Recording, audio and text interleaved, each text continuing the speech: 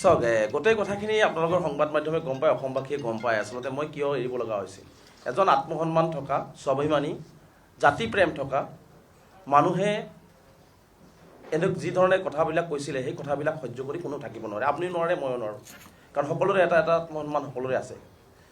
গতিকে মই কংগ্ৰেছ কিয় এৰিব লগা হৈছিলে চাওক, স্পষ্টকৈ আপোনালোকক সংবাদ মাধ্যমে জনাইছোঁ, যিজন মানুহে আজি সংখ্যালঘুৰ ভোট লৈ MP হৈছে, তেওঁ যেতিয়া ক'ব 20 বছৰ সংগ্ৰাম কৰা সংখ্যালঘু জাতিটোৰ একমাত্ৰ ছাত্ৰ সংগঠন, সেই সংগঠন কৰি অহা এজন প্ৰাক্তন সভাপতিক যেতিয়া এজন সাংসদে ক'ব যে মই তেওঁক চিনি নাপাওঁ, গতিকে ইয়াতকৈ আৰু দুৰ্ভাগ্যৰ বিষয় হ'ব পাৰে নেকি, ইয়াতকৈ তুচ্ছ তাচ্ছিল্যৰ বিষয় হ'ব পাৰে নেকি?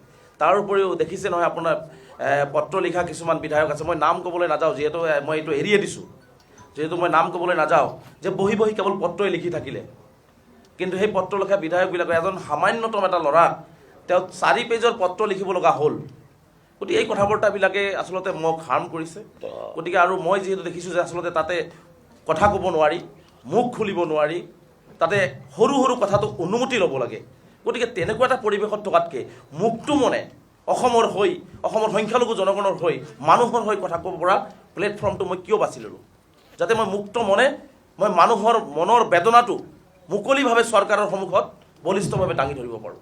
চাওক, মই আপোনালোকে চাব, বক্তব্যখিনি যদি গোটেই বক্তব্যখিনি 8 মিনিটৰ বক্তব্য যদি শুনে, মই তাতে কৈছোঁ আচলতে আপোনালোকে আমি নিবিচাৰোঁ নেকি যে ধুবুৰী, শিৱসাগৰ সকলো সমন্বয় আৰু উন্নয়নৰ মাজত একেলগে আগবাঢ়ি যাওক।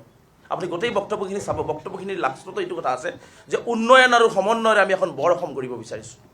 মই কোৱা নাই যে ধুবুৰীটোক আনি শিৱসাগৰত বহাই দিব লাগে, শিৱসাগৰটোক লৈ পেলাই বঙাইগাঁৱত বহাই দিব লাগে, এই কথাটো মই কেতিয়াও কোৱা নাই। মই কৈছোঁ সমন্বয়ৰ বৰ অসম এখন এনেকৈ হ'ব লাগে য'ত উন্নয়ন আৰু সমন্বয় থাকিব, য'ত মানৱতা থাকিব, সেইখন অসমহে মই বিচাৰিছোঁ। গতিকে মই স্পষ্ট কৰিয়ে দিছোঁ এইটো কথা।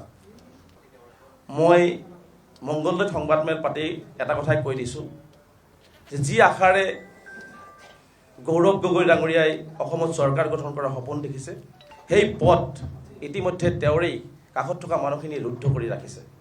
গতিকে স্পষ্টকৈ কৈছোঁ, দিন আহক, সময় আহক, এজন ভূপেন বৰা গৈছে। মই যিহেতু সকলো কথাখিনি খুলি কৈছোঁ যে ক'ত কি আছে, মই কিন্তু খাজানাটো দেখাই দিছোঁ ক'ত কি আছে। গতিকে সময়ে আপোনালোকে গম পাব, অসমবাসী ৰাইজক গম পাব কোন খাজানা কোনপিনে গতি কৰি আছে। গতিকে সেইটোৱে প্ৰমাণ কৰিব। চাওক, ইতিমধ্যে মই সংবাদ মাধ্যমৰ আগত ইতিমধ্যে কথাখিনি কৈছোঁ, মই বাৰে বাৰে ক'বলৈ নাযাওঁ, এটা এটাকৈ যাই থাকিব, আপোনালোকে চাই থাকিব।